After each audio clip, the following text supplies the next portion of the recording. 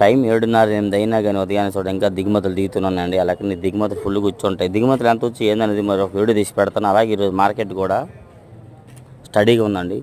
కాకపోతే కొద్దిగా స్పీడ్ అనిపిస్తుంది. ఏంటంటే డీలక్స్లు బెస్ట్లు వరకు స్పీడ్ అండి. మీడియం బెస్ట్లకి అయితే సేల్స్ బాగా తక్కువ. రేట్ అయితే అదే రేట్ ఉంది. చాలామంది ఎదురు చూస్తున్నారు. ఇప్పుడు ఆగస్టు అన్నారు కదా, చాలామంది పెరిగిద్ది అన్నారు. ఎప్పుడు పెరిగిద్దా ఏందని చాలామంది ఎదురు చూస్తున్నారు.